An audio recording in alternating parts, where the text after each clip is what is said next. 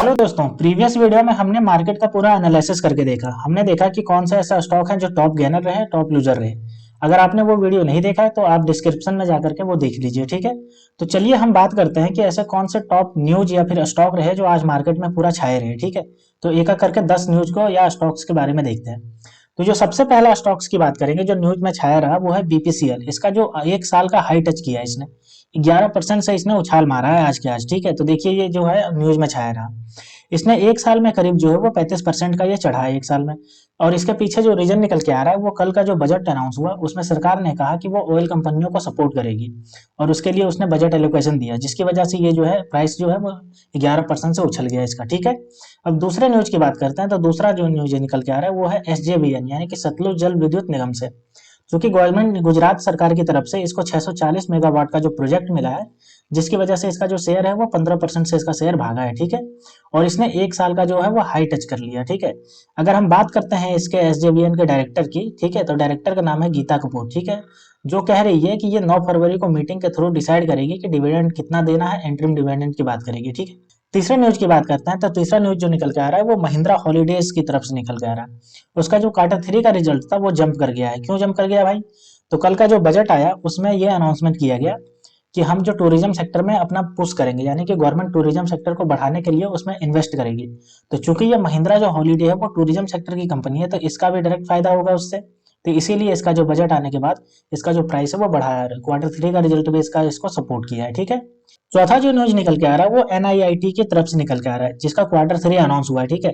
जिसमें बताया है कि नेट प्रॉफिट जो है वो मार्जिनली अप है, जो कि कितना हुआ, 14.3 करोड़ का रहा कि यानी। और रेवेन्यू की बात करें तो वो रेवेन्यू डिक्लाइन कर गया, जिसकी वजह से इसका जो मार्केट में जो प्राइस है वो डाउन कर गया, ठीक है। तो ये निकल के आ रहा है। अब हम पांचवें न्यूज की बात करते हैं। तो पांचवा न्यूज जो है वो इंडिगो की तरफ से निकल के आ रहा है।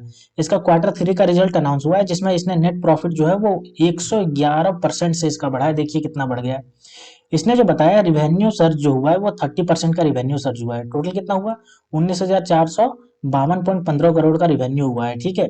वहीं अगर हम बात करें कि इसके पास जो टोटल पैसेंजर जो इस बार जो कैरी किया है इसने, वो टोटल किया है, कितना किया है देखिए, 243.10 लाख पैसेंजर इसने कैरी किया है, ठीक है। तो इसी की वजह से इसका जो मार्केट प्राइस है वो अप जाएगा बहुत ज्यादा, ठीक है। और क्योंकि कल का ये जो हुआ है अनाउंसमेंट, ये शाम को हुआ है, तो इसका जो कल का मार्केट प्राइस रहेगा ये बहुत ज्यादा जंप करेगा, तो इसको ध्यान में रखिएगा।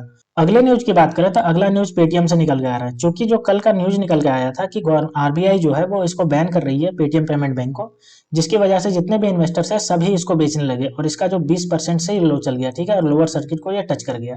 तो इसके वैसे भी हालत जब से ये स्टॉक मार्केट में लिस्ट हुआ है तब से इसकी हालत खराब ही खराब चल रही है। और आरबीआई ने इसका जो पेटीएम पेमेंट बैंक पे उस पर बैन लगा करके इसकी और हालत खराब कर दी, इसीलिए इसका जो है वो 20% से इसका जो लोअर सर्किट लग गया, ठीक है। अब अगले न्यूज की बात करें तो वो निकल के आ रही है पीवी फिनटेक की तरफ से। इसमें जो क्लेमोर जो थे, क्लेमोर यानी एक ग्रुप थी जिसके पास जो टोटल जो था वो 1.2 करोड़ का इक्विटी था, ठीक है।